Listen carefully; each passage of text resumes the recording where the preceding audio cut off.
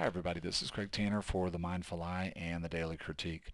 Today's image was submitted by Bill, who's an intermediate photographer. Bill recently created this image on the Mindful Eye's Death Valley National Park workshop, and this image came out of an assignment, and the assignment was for each photographer to create a self-portrait working with the idea of reflection. We chose that as an assignment because an area of the park that we've gone to quite a bit on our workshops over the course of the last 8 years, called Cotton Ball Basin, had pretty much been filled up right in the middle of that valley with a lot of temporary lakes and shallow pools of water. There was a big soaking rain in the park, a very rare soaking rain a few weeks ago. One of the things I love about this image right away when I look at it is just the simplicity of it. And we talked quite a bit on the workshop about the difference between formal symmetry and dynamic symmetry. We talked about that last week on the Daily Critique. And this image, to me, is a really good example of Bill working with a square frame. It's very close to square here. And in the context of the square frame, working with a formal symmetry in terms of subject placement. When you look at this image, Bill has chosen to place his reflection in this very shallow pool of water right in the middle of the frame, so that you can split this archetypal shape almost right down the middle and almost end up with two halves that are perfectly symmetrical.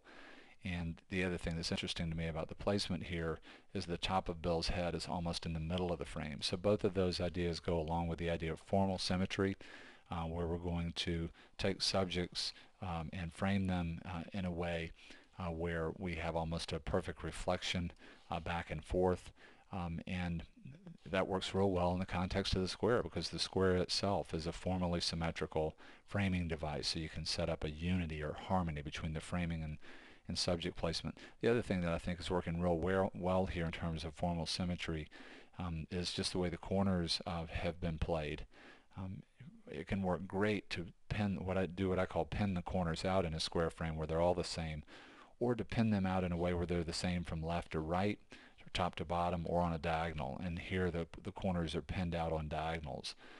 These corners sort of continue this repeating pattern in the water that repeats Bill's shape. So moving on this diagonal, you sort of have a repetition of that movement of highlight and shadow.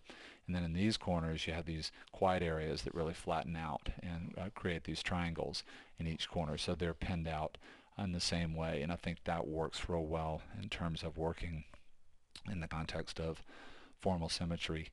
I love the repetition of the subtle pattern at the bottom of this place where the water has collected, and the way that rhymes off of Bill's shape as he's reflecting in the pool. And something to me that's really fascinating about this image is so simple. It's pretty abstract. There are several different things that are causing the abstraction. It's black and white. You also get a sense of shadow, but we sort of know, even if we don't physically communicate this to ourselves, we know that shadows are not this sharp edge. Because you don't get a sense of water, there's something very surreal about the shadow that seems to have this super definite edge. It rhymes with the gritty texture of the salt and the gravel that's on the valley floor here. Because the viewer can't see water, there's something that's set up that makes this even more abstract, and I think that's really powerful. I think one of the most amazing things about this image is, for me as the viewer, it has an enormous amount of depth in terms of the psychological impact on me. But in terms of the things we talk about, creating an illusion of design depth where it feels like we can move through the image, there's not much of that. And to me, the psychological depth just has so much to do with the fact that it's abstract, and the fact that you have these archetypes that are going to have a big effect on the viewer. Obviously, the archetypal suggestion of a human being, but then all of this rhyming ideas back in here, it's just sort of unreal when you start to look at these shapes. There's the suggestion of human figures, almost the feeling in some places of pictographs or petroglyphs. You could think of prehistoric sort of graffiti, wall art. You could think of modern graffiti. There's anchor shapes, there's arrow shapes, there's number shapes, there's letter shapes. And even if the viewer doesn't recognize this, it's still having a powerful psychological effect.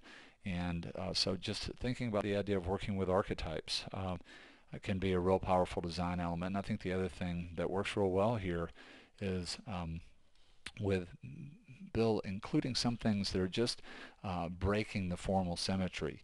You know, this side is a little bit different than this side. This comes in and breaks it up. The corners that I've already mentioned, they're not all the same. And there's a little bit more weight at the top than the bottom. And I think considering the psychological impact of it being easier to move from top to bottom, the idea of gravity and things up here in the frame having more weight and having the potential to create an illusion of pushing down on things, that ends up having a big psychological impact on the viewer. So there's several things I'd encourage you to think about in terms of takeaways from today's critique. One is working with concepts and assignments to be more creative. I mean, this is the kind of area with all this reflecting water where probably easier than ever right now in Death Valley to come into Cotton Ball Basin and get literal shots that are very beautiful. But because that has been done quite a bit, it's harder to do that in a way where people will take notice. And this is a shot in some respects that could be shot anywhere where there's just some mud and shallow water. So in other words, this is not at all what we would say is a very, very dramatically scenic place.